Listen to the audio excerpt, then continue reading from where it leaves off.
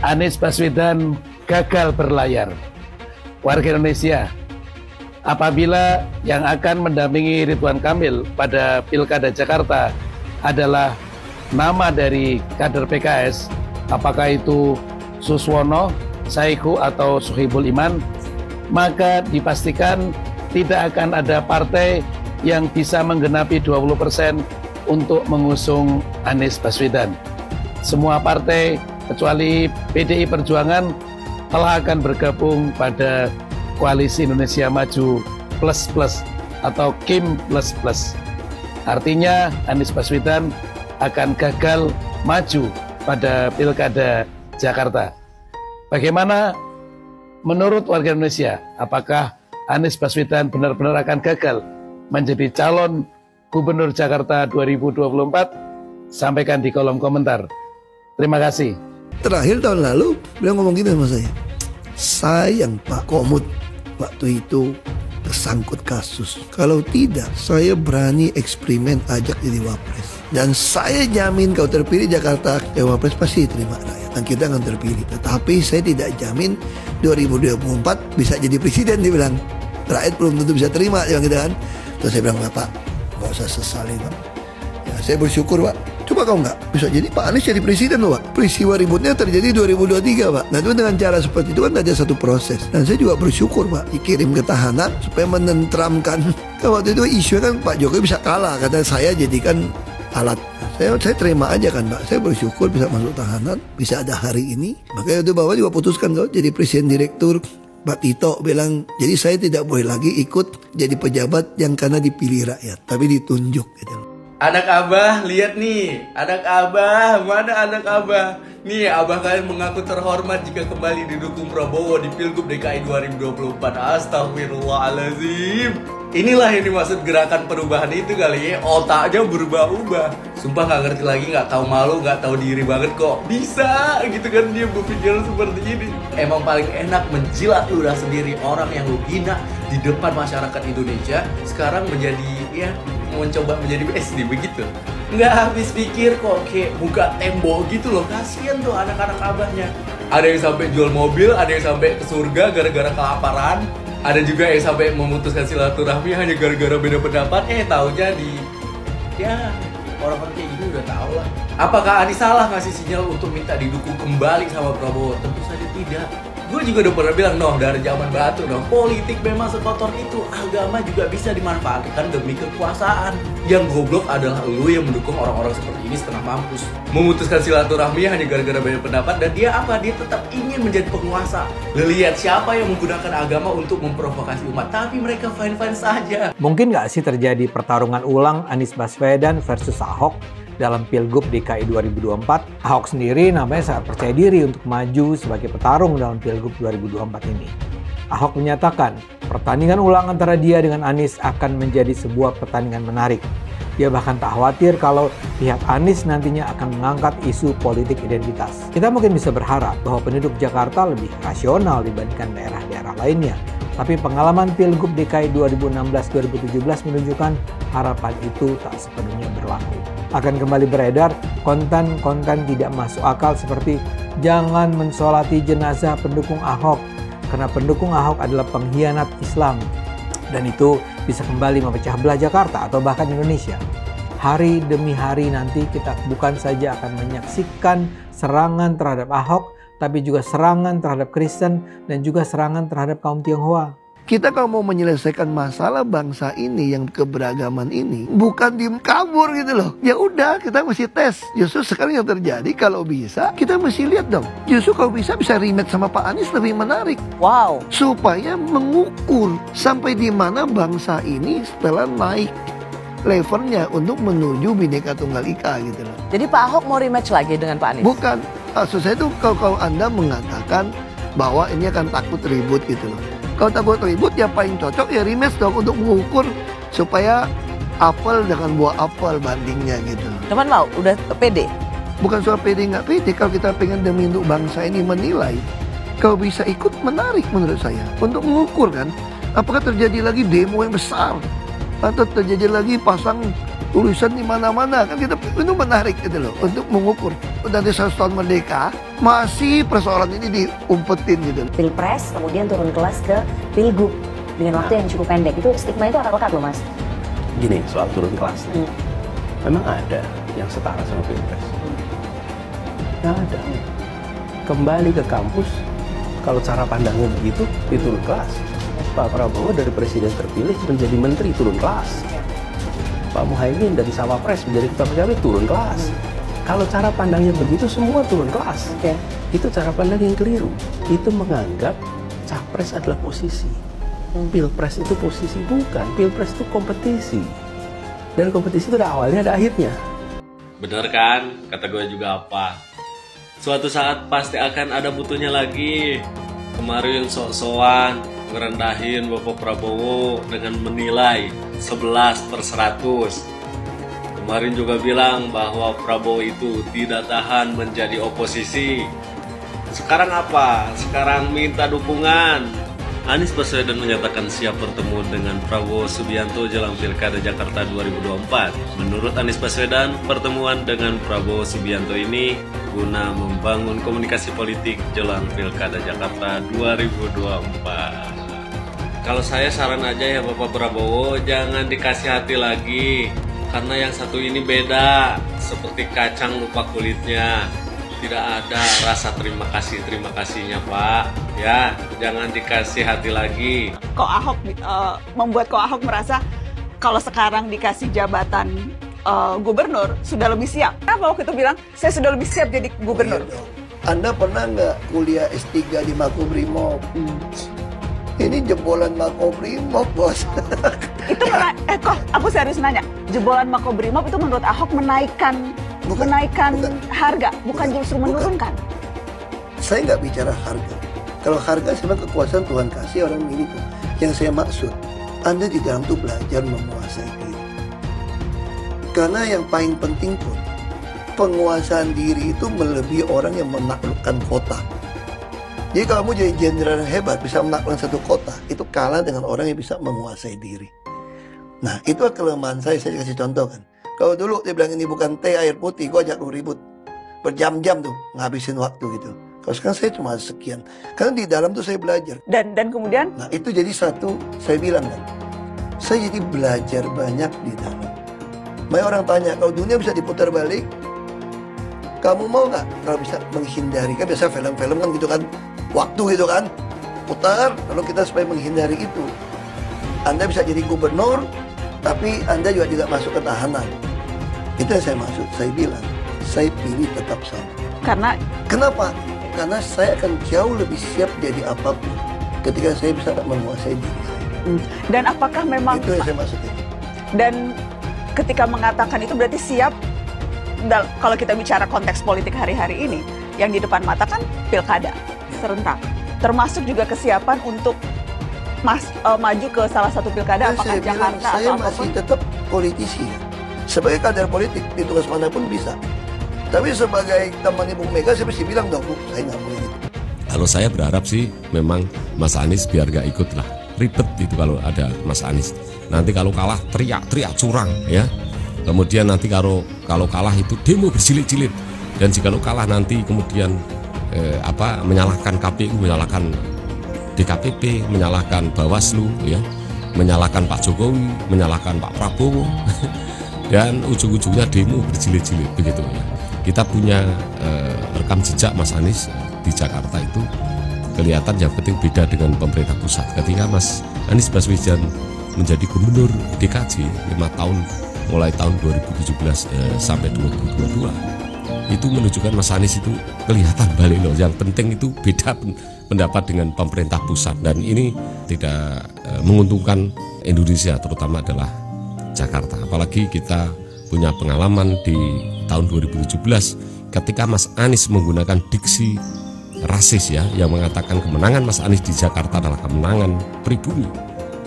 Dan pernyataan itu ya tentu ditujukan kepada Mas Ahok yang karena ini tidak menguntungkan bangsa dan negara. Siapapun calon presiden, calon wakil presiden, calon gubernur, wakil gubernur, meskipun latar belakangnya memang bukan dari pribumi. Jikalau mereka sudah warga negara Indonesia, maka kita anggap sebagai anak bangsa. Tetapi pernyataan Mas Anies yang kemudian mengatakan bahwa kemenangan Mas Anies di DKJ adalah kemenangan pribumi, ini seolah-olah Mas Anies mengatakan bahwa Mas Anies pribumi, kemudian Mas Ahok bukan pribumi. Saya dari Sampang Madura, demi Allah, saya tumpas itu semua. Saat saja bukan bulan puasa. Polisi, saksikan saya orang Madura. Andai bukan bulan puasa, saya sembelih semuanya itu. Paham Madura? Saya bukannya tidak tahu yang ada di negara ini. Saya paham karena saya rakyat kecil.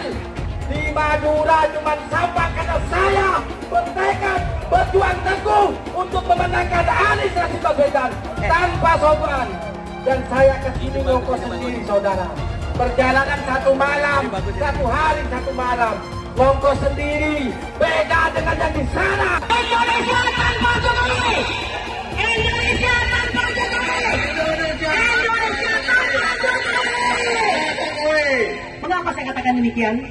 Seorang Bapak Rias Rasyid, pengamat politik yang santun dan cerdas, sampai mengatakan untuk mendapatkan seorang dengan kepribadian yang tidak tahu malu sedemikian rupa dibutuhkan lebih dari 100 tahun. Bayangkan, dan Indonesia memilikinya. Sifat-sifat Fir'aun itu ada dalam dirinya, yaitu memecah belah dan mempertahankan kekuasaan dengan segala cara. Oleh karena itu, Bapak-bapak dan Ibu sekalian, saya ingin Anda semua kembali kuatkan tekad kita bahwa perjuangan ini harus mencapai tujuannya dan konstitusional. Oke? Gagal nyomot saksi, ngundang menteri. Ada menteri bawa data, dijelasin semua. Bengong, kurang puas, ngundang lagi Jokowi. Terus aja biar sampai menang, ya kan? Jangan lupa ngundang Joe Biden sama Jinping ya, karena dia ikut ketemuan Pak Prabowo tuh. Undang semua di MK, Jinping sama Joe Biden ya. Habis itu lo undangin semua tuh jin-jin yang ada di laut. Biar lo pada menang. Jin yang ada di langit juga undangin ya. Jangan lupa. Bawa ke MK semua. Gue bilang pindah ntar perahu lo bocor, nyesel lo. Kalau dikasih jalan itu, tinggal Anies dengan Caimin berani nggak? Jangan kamu mau enak aja, ya kamu jadi presiden kan ente, ya wakil presiden ente. Kok kita suruh berkorban? Kita pasti mendukung, tapi nanti di depan dong. Nabi Muhammad tuh nyuruh di depan, bukan dari belakang meja. Dengan perjuangan dia, kami bisa melawan kezaliman dan ketidakadilan oleh Jokowi Dodo. Maka perjuangan ini kami tidak akan pernah berhenti sampai nyawa dan darah saya pertaruhkan. Saya diberi nilai 11 dari 100. Itu nilai luar biasa. Pertama kali dalam hidup saya terima nilai itu.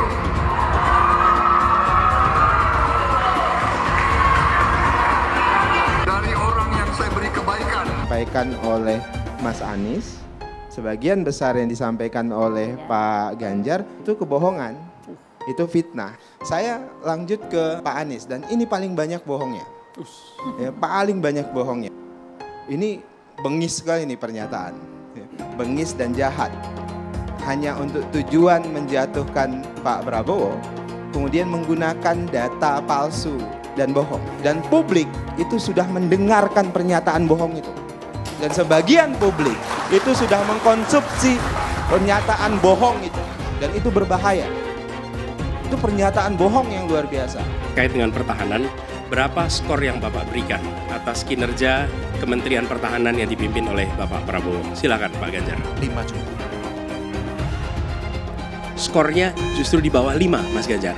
Kalau 5 itu ketinggian, Pak Ganjar. Terima kasih, Pak Ganjar. Anies gak usah takut. Disebut aja angkanya berapa gitu. Kayak saya gitu loh. Jangan di bawah 5, sebut aja berapa. 11, Mas. Dari 100. Mensyukuri kenapa kalah, kenapa ditahan. Saya bersyukur atas itu semua. Saya coba bayangkan ya, kalau seandainya waktu itu kita menang gitu ya, hari ini belum tentu kita bisa nikmati seperti ini. Kita bersyukur 5 tahun Tuhan izinkan kasih ke orang yang pintar ngomong untuk kerja. Coba kalau kita bayangkan gitu ya, kalau kemarin saya masih jadi gubernur, ini saya udah turun ini. Tapi yang pintar ngomong itu dikira orang hebat kan? Ini lebih berbahaya tahun 2024. Langsung ketahuan karakternya. Langsung ketahuan itu. Di saya juga ada kutipan Pak di kamar saya Pak. Tulisannya, Jakarta telah mengambil keputusan yang fatal. Jangan hanya konsentrasi pada pembangunan benda-benda mati yang indah difoto dan bisa ditunjukkan dalam 5 tahun hasilnya. Kalau kita mau menilai sebuah janji, maka lihat janjinya atau lihat kenyataannya. Dulu janjinya apa ya? Dan ini aneh, betul-betul aneh. Ini bukan kampanye, tapi saya sampaikan sini. Di satu sisi menyiapkan jalur-jalur air untuk dikirim ke laut, di sisi lain di lautnya dipasang dengan pulau reklamasi, tinggal tunggu waktu jadi rob, air balik. Dan ini melawan sunatullah. Kenapa? Air itu turun dari langit ke bumi, bukan ke laut. Harusnya dimasukkan ke dalam bumi, masukkan tanah. Di seluruh dunia air jatuh itu dimasukkan ke tanah. Bukan dialirkan pakai gorong-gorong raksasa ke laut. Jakarta telah mengambil keputusan yang fatal. Bukan banjir, itu memang parkir air. Bukan banjir, itu memang parkir air. Masyarakat berkeliling dengan membawa toa untuk memberitahu semuanya, termasuk sirine. Kaibon 82 miliar. Apa alat transportasi yang dimiliki oleh hampir setiap orang? Alat transportasi yang dimiliki semua orang adalah kaki. Kalau seandainya orang Jakarta percaya Pak Anies jadi gubernur pun, saya berani jamin kok dia akan lakukan normalisasi yang sama seperti saya lakukan kok. Gak usah bohong lah. Ketika air sampai di muara, maka siap untuk dipompa ke laut. Pancasila Soekarno, ketuhanan ada di pantai. Anak Tuhan dari mana? Kalau Yesus anak Tuhan, bidangnya siapa? Besok di seluruh wilayah Indonesia kami katakan dan Iblis hanya menggoda orang yang beriman. Makanya jarang-jarang orang kafir kerasukan setan. Yang kerasukan setan itu orang baik-baik. Jarang, saya belum pernah nengok Cina kerasukan setan. Pernah tak Ahok itu kerasukan setan? Enggak, setannya juga. Karena sesama setan dilarang saling menggoda. Karena di salib itu ada jin kafir. Karena di salib itu ada jin kafir. Karena di salib itu ada jin kafir. Haleluya. Kepalanya ke kiri apa ke kanan? Kepalanya ke kiri apa ke kanan? Tetap percaya salib itu lambang mulia, bukan jin. Kok ketawa? Aku nggak nyindir siapa-siapa loh. Saya nggak pernah mundur untuk kebenaran, keadilan, kejujuran. Dan peri kemanusiaan, gue nggak pernah mundur. Dan gue nggak pernah takut juga sama lu. Siapapun yang rasis, gue akan hadapin. Karena rasis itu tidak berperi kemanusiaan. Sama saya ditanya dulu kan, kamu nyesel nggak statement kamu di Pulau Seribu sehingga masih masuk penjara? Tidak pernah nyesel, karena saya mengatakan kebenaran. Hai teman-teman, tahun ini adalah tahun yang bagus untuk trading di market kripto, terutama Bitcoin dan kripto lainnya. Teman-teman bisa gunakan kesempatan ini untuk mencari cuan dengan trading di market kripto. Untuk trading, teman-teman cukup registrasi dengan menggunakan link di kolom deskripsi, lalu deposit, tentukan apa yang ingin kalian tradingkan, lalu tekan tombol buy. Sesimpel itu. Untuk minimal deposit, cuma Rp400.000 saja. Kita tidak dikenakan fee sama sekali. Saat ini lagi ada promo spesial. Welcome bonus buat kamu yang register dan deposit. Teman-teman akan dapatkan 100% dari jumlah deposit pertama. Contohnya teman-teman deposit 1 juta, maka akan menjadi 2 juta. Karena welcome bonus 100% dari jumlah depositnya. Jika ada pertanyaan, teman-teman bisa hubungi WhatsApp di kolom deskripsi. Saya juga mau mengajak teman-teman untuk bergabung di komunitas trading yang ada di kolom deskripsi. Di sana saya akan memberikan sinyal trading yang bisa teman-teman ikuti. Seperti biasa, kalau kamu suka dengan video ini, jangan lupa komen, klik like, dan subscribe. Pilkada Jakarta boleh dikata adalah pilkada terpenting di antara semua pilkada yang bakal dilangsungkan di bulan November nanti. Bayangin aja, dalam 10 tahun terakhir, 2 orang gubernur Jakarta maju bertarung di ajang pemilihan presiden. Tahun 2014, Pak Jokowi yang waktu itu menjabat sebagai gubernur Jakarta, dia maju dan menang pilpres.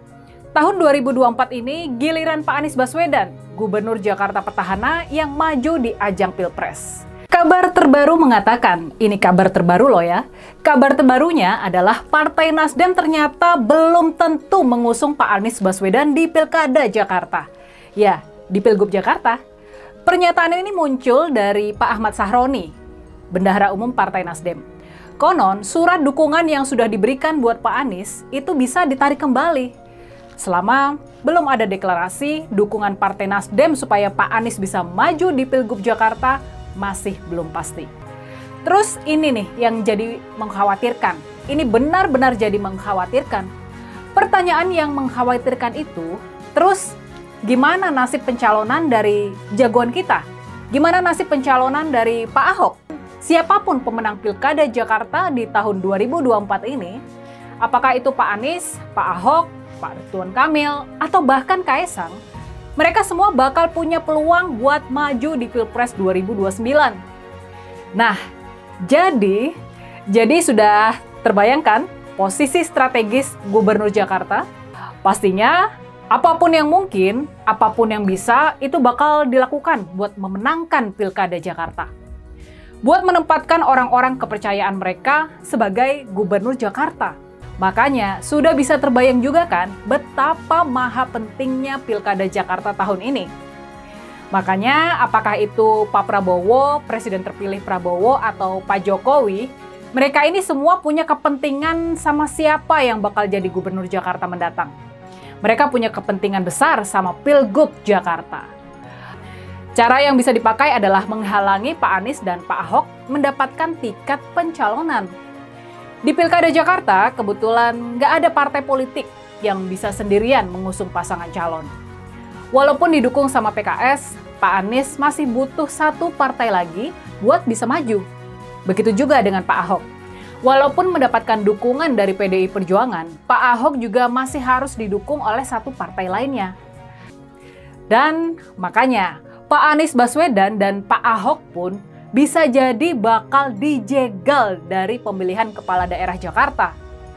Dan memang ada cara buat menjegal Pak Anies dan Pak Ahok. Ada cara buat memenangkan Pak Ridwan Kamil dan Kaesang di ajang Pilgub Jakarta 2024 dengan cara menyingkirkan Pak Anies dan Pak Ahok sejak awal. Menanggapi pernyataan Pak Ahmad Sahroni ini, Pak Anies Baswedan sendiri ternyata nggak membantah. Nggak ada perlawanan dari Pak Anies. Sewaktu ditanya sama para wartawan soal pernyataan Pak Ahmad Sahroni, Pak Anies cuma bilang begini, kita mengalir saja, kita percayakan pada proses. Jadi, gimana nih nasib kelanjutan pencalonan Pak Anies di Pilkada Jakarta? Nah, cara yang bisa dipakai buat menjegal Pak Anies dan Pak Ahok adalah mengumpulkan, melobi, mengancam, atau mungkin dengan cara membayar supaya partai-partai lain nggak ada yang mau mendukung Pak Anies dan Pak Ahok. Bisa jadi, pasangan Ridwan Kamil dan Kaesang nanti bakal dimajukan sebagai calon tunggal. Mereka bakal melawan kota kosong, atau melawan calon boneka yang sudah dipersiapkan sebelumnya.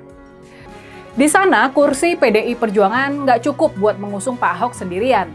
Makanya, sekarang ini PDIP dan Pak Ahok sangat bergantung sama PKB-nya Caimin buat bisa maju ke ajang kontestasi. Harapan kita pastinya Pak Ahok bisa mendapatkan tiket buat maju di Pilkada Jakarta. Sebagai gambaran dan pembanding nih ya, sekarang ini koalisi 8 partai hampir berhasil dibangun di Sumatera Utara, yaitu Partai Gerindra, Golkar, Demokrat, PAN, Nasdem, PKB, PSI, dan juga konon PKS. 8 partai tersebut berhasil dikumpulkan buat mendukung menantu Pak Jokowi yakni Bobi Nasution. Tapi untungnya di Sumut, PDI Perjuangan punya cukup kursi buat mengajukan calon sendiri tanpa perlu berkoalisi. Makanya dapat dipastikan, di Pilkada Sumut, Bobi Nasution nggak bakalan menghadapi kota kosong. Kita nggak boleh naif sama peta politik yang ada.